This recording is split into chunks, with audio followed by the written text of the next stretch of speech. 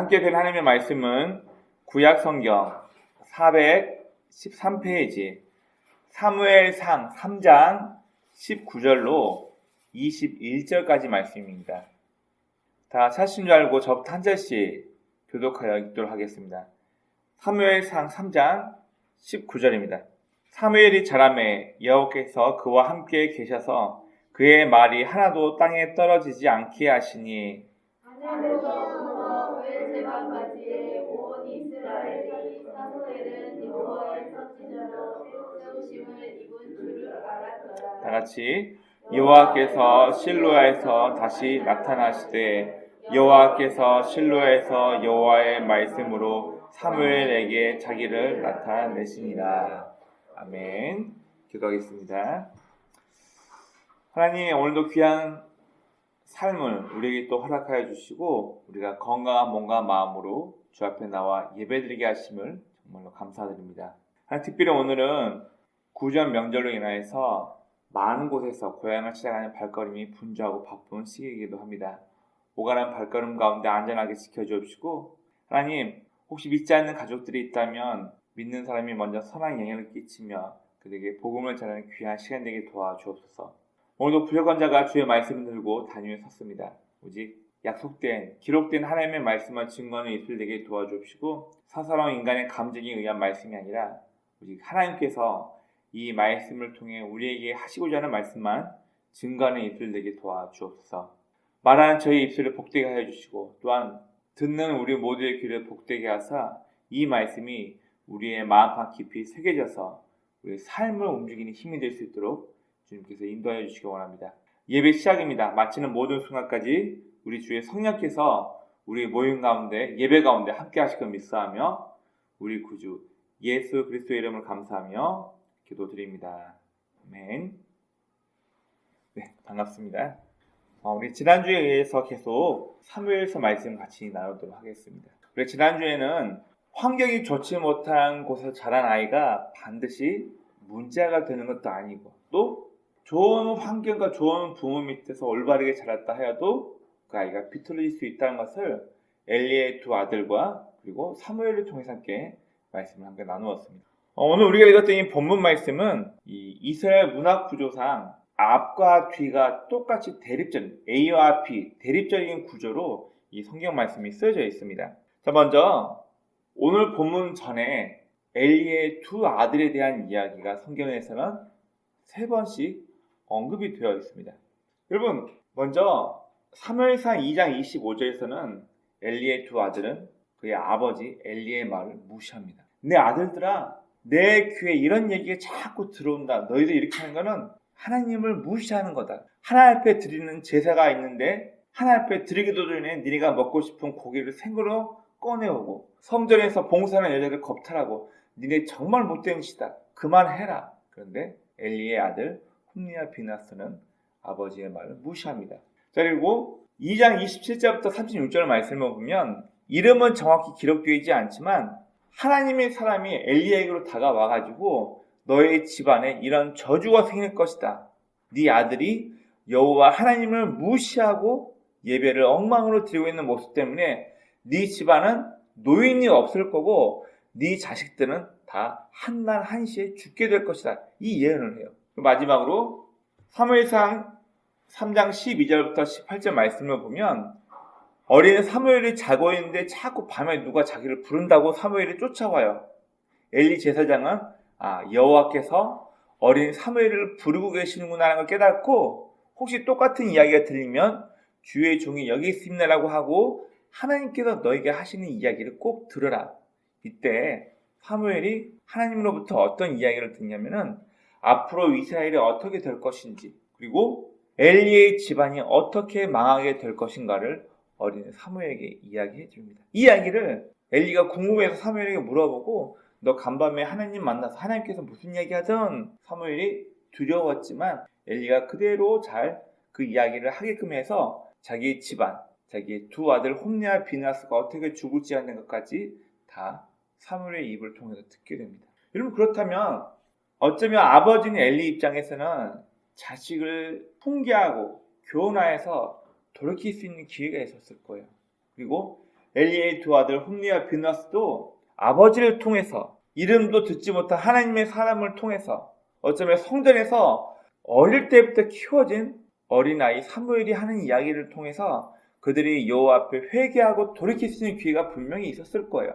그러나 이들은 그의 잘못된 삶의 문제와의 태도를 3번이나 경고를 받았음에도 불구하고 고치지 않습니다. 여전히 자기의 직위와 권한을 가지고 하나님 앞에 드리는 예배를 무시하고 그들은 자기의 욕심대로 인생을 살게 됩니다.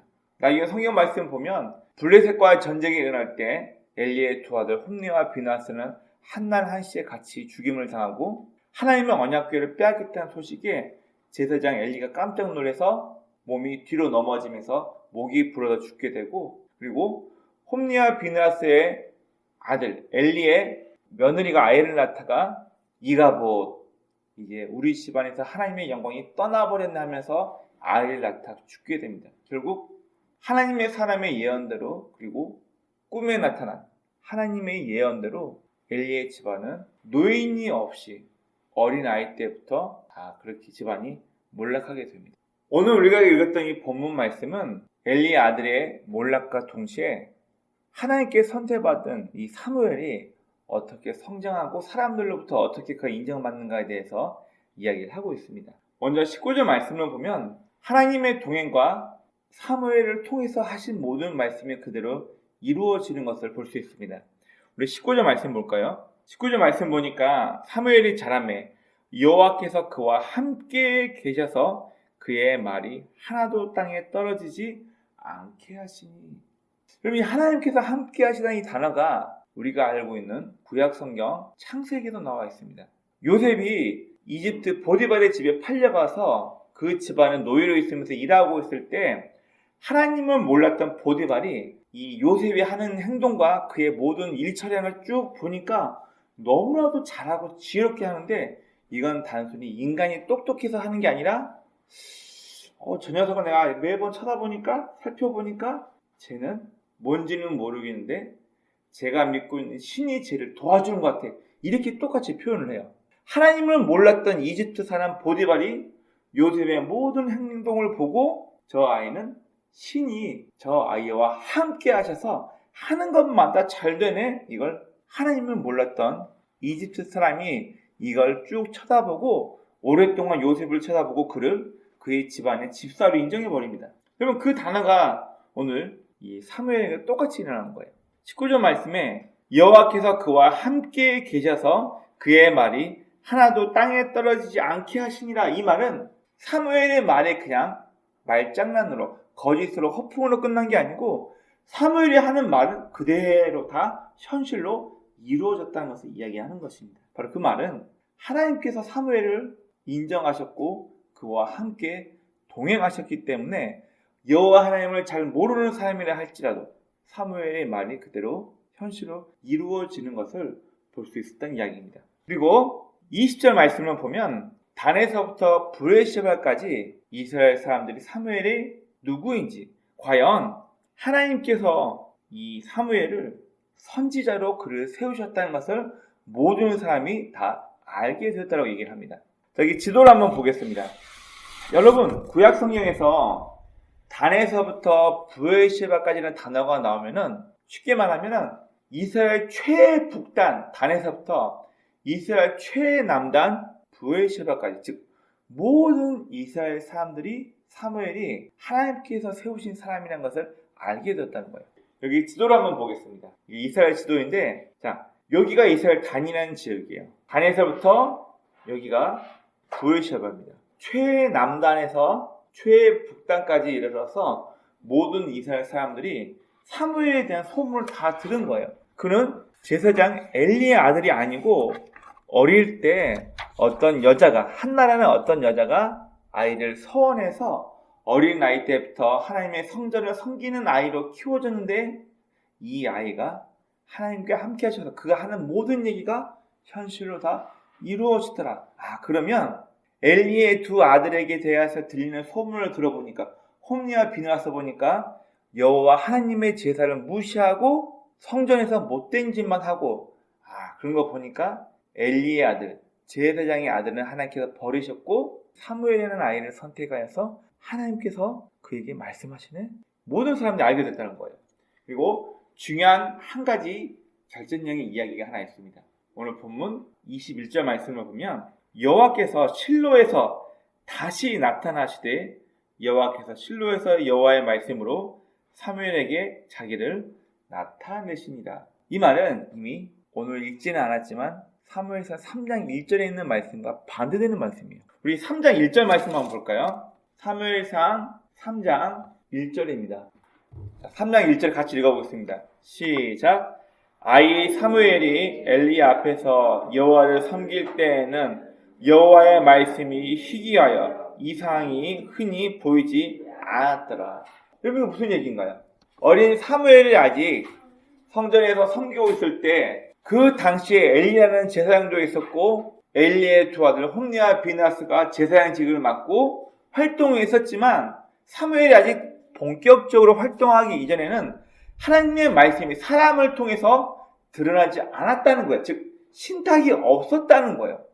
그런데 엘리의 두 아들이 이러이러하게 타락하고 어린 사무엘이 점점 자라면서 오늘 본문 말씀에서는 특별히 마지막 3장 21절에서는 드디어 여호와의 말씀이 누구를 통해서 드러나게 되냐면 바로 사무엘의 입을 통하여서 하나님께서 하시고자 하는 의지가 사무엘 귀에 그대로 들려져서 사무엘을 통해서 하나님의 신탁이 다시 한번 내려지기 시작합니다. 그게 오늘 본문 마지막 21절.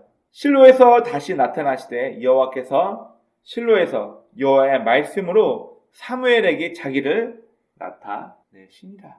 한 집안은 하나님의 말씀을 붙잡고 백성과 하나님의 사이를 중재해야 되는 제사에는 귀한 직분을 맡고 있음에도 여호와 하나님을 업신여기서 점점 하나님으로부터 멀어져 버리고 가세가 기우는 집안이 있는가 하면 비록 부모에 의해서 가정과 떨어져서 성전에서 홀로 봉사하며 지냈던 어린아이 사무엘은 점점 자라면서 하나님과 사람 앞에 인정받으면서 사무엘이 그렇다고 해서 사람들에 의해서 공식적으로 너가 앞으로 제사장이다, 네가 앞으로 이스라엘 최고의 사사다라고 공식적인 임직식도 있었던 것도 아니에요. 그런데 사무엘의 모든 말과 행동을 사람들이 봐오면서 이 아이, 우리가 매년 하나님 앞에 예배드리러 올라갈 때마다 거기에서 제사장을 섬기는 어린 아이를 봐왔는데 이 아이가 바로 하나님께서 그를 제사장으로 세우셨구나. 모든 사람들이, 특별히 성경에서는 문학적인 표현으로 단에서 부에시바까지 모든 사람이 여호와께서 사무엘을 선지자로 세우신 것을 알게 되었다라고 성경은 이야기를 하고 있습니다. 자, 오늘 우리가 읽었던 이 3장 처음 부분은 이스라엘 백성들이 타락하여서 여호와 하나님을 무시하고 하나님의 말씀을 들으려고 하지 않다 보니까 더 이상 신탁이 없는 거예요. 우리가 항상 기억해야 될 거는 이게 단순히 사무엘서에서만 갑자기 확 태어난 사건이 아니라 여호수아가 땅 분배하면서 이미 지역 갈등은 극에 달할 만큼 이미 지역 감정이 심한 상태에서 여호수아가 실수한 게 뭐냐면은 모세 때에는 하나님의 말씀을 각 지파별로 그리고 제사장에게, 특별히 성경은 뭐라고 기록하고 있냐면 이 말씀을 여호수아의 귀에 못이 박히도록 이 하나님의 말씀을 알게 하고 들려줘야만 한다. 리더이기 때문에 하나님의 말씀들을 백성들을 이끌어야만 한다라고, 어쩌면 하나님은 미리 아셨는지 모르겠지만 모세를 통해서 너의 다음 후계자 여호수아에게 귀에 못이 박히도록 이 말씀을 들려줘야 하나, 이렇게 말씀을 했었지만 결국 여호수아는 하나님의 말씀을 백성을 가르치는데 실패하게 됩니다. 그래서 여호수아가 가나안 땅에 정착하고 난 이후 처음 시작되는 사사기 처음 부분에 뭐라고 말하고 있냐면 광야에서 여호와 하나님이 어떤 분인지 하나님께서 주신 율법을 듣고 알았던 사람들은 다 늙어서 나이가 들어 죽게 되고 이제 막 태어난 새로운 세대는 여호와 하나님을 알지 못하여, 그 다음 말씀이 각자 자기 눈에 보이는 대로 자기 보기에 선한 대로 행하였다. 그리고 사사기 마지막 21장 5절에도 똑같이 이야기합니다. 그때 이스라엘 왕이 없으므로 이스라엘 백성들이 각자 자기 판단에, 자기 평가에, 자기 눈에 보기 좋은 대로 행하였더라. 쉽게 말하면 무정부 상태인 거예요. 정부도 없이 약탈과 자기 힘만으로 모든 게 다 이루어지는 세상. 여러분, 이런 상태가 지금 계속 오늘 우리가 읽었던 본문 이 사사기 말씀부터 사무엘상이 초반까지 계속 진행되고 있는 거예요. 그러니 하나님의 말씀을 이토록 무시하고 업신여기는 이 세대에서 출애굽하여서 내가 아브라함의 조상이었던 아브라함을 선택하여서 그의 후손들을 경건한 백성으로 만들어서 하나님께서 원하시는 천국, 하나님의 통치를 받으며 살아온 사람들을 하나님께서는 이들을 훈련시키며 키우기 원하셨는데 틀어진 거예요. 이미 하나님의 율법이 틀어진 거예요.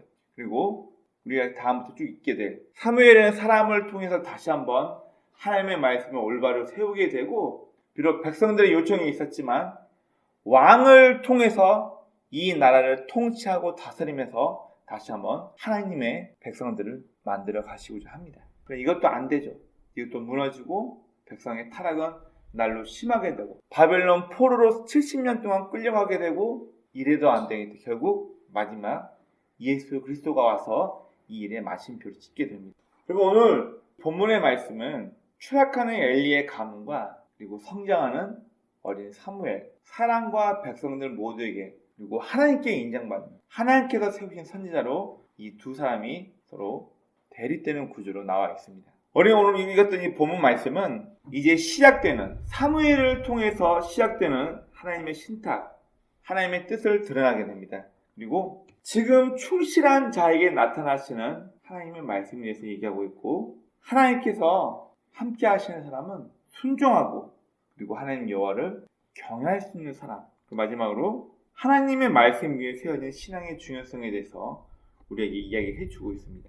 여러분, 이후에 이스라엘 초대 왕으로 사울이라는 사람이 왕으로 선택되게 됩니다. 그리고 블레셋이라는 나라와 전쟁할 때 사무엘이 약속한 시간보다 늦게 오니까 불안한 사울이 백성들이 요동하지 않고 전쟁 준비를 잘하게, 백성들의 사기를 올리기 위해서 사무엘이 그만 제사를 드립니다. 여러분, 성경을 잘 보면 왕이었던 사울에게는 제사를 드릴 수 있는 대제사장이 함께 있었어요. 근데 왜 사무엘은 그를 책망하냐면은 하나님의 신탁이 없었는데도 불구하고 신탁이 있었던 것처럼 백성들의 마음을 혼란을 잠재우기 위해서 제사장에게 제사를 시키고 신탁이 있었던 것처럼 꾸밉니다. 이것 때문에 나중에 사무엘이 크게 책망받고 이제 그가 선택받은 왕이었지만 나중에 버림받는 왕이 되기까지 하게 됩니다. 그럼 오늘 말씀에서는 바로 사람의 뜻이나 사람의 감정이 아니라 하나님의 말씀대로, 하나님의 말씀을 이해하고 그 말씀대로 살려고 하는 사람을 통해서 하나님의 신탁이 있게 됩니다. 그리고 오늘 말씀에서는 어린아이의 사무엘은 성실하게 하나님을 섬기며 실로에서 여호와 하나님께 예배드리고 제사드리고 하나님의 말씀을 배우면서 훌륭한 하나님의 사람으로, 오늘 본문에서는 이스라엘의 사사, 우리 영어에 보면은 저지먼트, 해결사 혹은 심판자를 얘기하고 있는데 원어 성경에 보면은 그냥 해결사라는 뜻이에요. 어떤 문제가 있을 때 그 문제를 하나님의 방법으로 해결하는 해결사라는 뜻으로 사사로 그를 세우게 됩니다. 똑같이 제사장의 직분을 가지고 있었지만 여호와 하나님이 어떤 분인지 잘 알지 못하였고 하나님 앞에 드리는 예배, 하나님 앞에 드리는 제사를 무시했던 엘리의 두 아들 홈리와 비나스는 점점 잊혀져 가고 훗날 전쟁에서 사라지는 사람이 되겠지만, 이 사무엘은 매 순간 충성되게 성실하게 하나님 앞에서 잘 성장하여서 사람들과 하나님께 인정받는 이스라엘 사사가 되게 됩니다. 내가 나중에 기회가 되면 이렇게 할 거야. 내가 나중에 이러이러한 여건이 되면은 그때는부터 내가 이걸 할 거야. 제가 가장 많이 이용하는 C.S. 루이스의 스크루테이지의 편지에 보면은 장귀였던 악마 마귀가 자기 조카 마귀, 윌리엄이라는 자기 조카 마귀에게 내가 이런 방법으로 나의 대적, 예수를 믿고 있는 성도를 적이라고 얘기를 해요. 나의 대적들을 이겼노라면서 무슨 얘기를 하냐면은 몇 가지 방법에 대해서 노하우를 알려주는데, 이 삼촌 마귀가 무슨 얘기를 하냐면 인간들은 지금 당장 할 수 있는 것부터 하려고 하지 않고 내일, 나중에 여건이 되면, 조건이 되면 내가 큰 일을 할 거야. 인간들에게 마치 내일이 있는 것처럼 착각하게 만들면 그들은 지금 할 수 있는 작은 일을 하지 않고 나중에 기회만 되면 내가 해야지. 나 이렇게 훌륭한 능력을 갖고 있는 사람인데 나중에 기회가 되면 내가 할 거야. 지금 이 순간 내가 할 수 있는 작은 일부터 하지 않으면 내일은 절대 돌아오지 않고 그 일을 할 수 없다는 얘기예요. 여러분, 지금 충분된 사람에게 내일이 보장된다는 이야기를 하고 있는 것입니다. 하나님의 사람으로 성장한 사무엘은 그가 하는 얘기가 땅에 떨어지지 않았다. 다 현실로 실현되었다라고 성경은 이야기하고 있습니다. 여러분, 우리 믿는 성도에게 능력이란 것은 내가 목사인데 말이야. 내가 목사의 자식으로 태어나서 내 직분이 장로고 내가 몇 년의 교회 다녔는데 내가 새벽 예배를 한 번도 안 빠지고, 물론 어떤 형식이나 감투 필요하고 중요합니다. 그러나 성도에게 있어서 이 감투나 형식이 중요한 게 아니라 그의 말과 행동이 일치한가를 통해서 성도가 정말 힘있는 능력 있는 사람이 될 수 있고 그렇지 않은 사람이 될 수 있는 것입니다. 삶과 신앙이 일치되었을 때 비로소 우리 성도의 말에는 위력이 담기기 시작합니다. 여러분, 어떤 사람의 이야기가 다른 사람에게 신뢰를 주고 그 사람의 말에 사람이 동조하나요? 말만 하는 사람, 행동만 하는 사람, 돈이 많은 사람, 잘생긴 사람, 공부 잘하는 사람, 누구의 말에 신뢰가 가고 그 사람의 말에 힘과 능력이 실리나요? 말하는 것과 행동하는 것이 일치되는 그 사람에게 그의 말에는 위력이 담겨서 사람들이 그의 말을 신뢰하고 따라가게 됩니다. 우리 성도가 하는 한마디 한마디가 누군가에게 힘있고 위력이 있으려면은 우리는 우리의 말과 행동에 있어서 우리의 삶과 신앙이 일치되어야만 우리가 하는 이야기가 우리 주변 사람에게 힘있게 들려질 것입니다.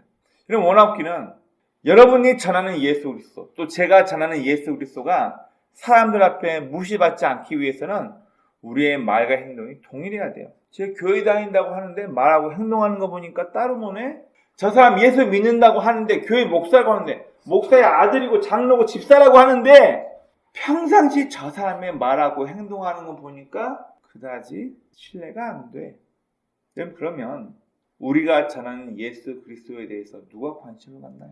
오늘 본문에서 사무엘이 어린 나이 때부터 어떻게 구체적으로 자라왔는지에 대해서 명확하게 나와 있지는 않습니다. 그러나 어렸을 때부터 사랑과 하나님 앞에 은총과 귀중히 여김을 받던 사무엘은 훗날 그가 한 얘기가 땅에 떨어지지 않고 그대로 응해졌다. 다 성취되었다라고, 그리고 단에서부터 브에르시바까지 공식적인 임직식은 없었지만 모든 사람들이 여호와께서 저 사무엘을 이스라엘 사사로 세우셨네, 인정한 만큼 사무엘과 말과 행동에는 위력이 담겨 있었습니다.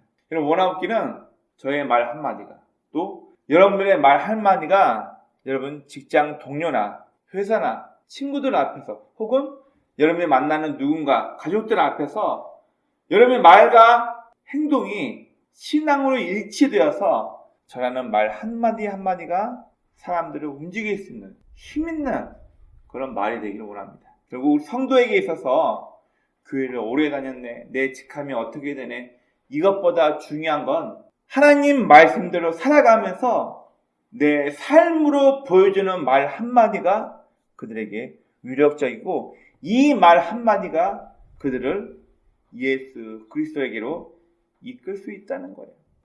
제가 지하철을 타면서 아침에 출근할 때 종종 이런 사람들을 봅니다. 전차 안에서 막 크게 소리 지르면서 예수 천당 불신족 하면서 예수 믿어야 된다고. 이걸 보는데 대부분의 사람들의 반응이 뭔지 아세요?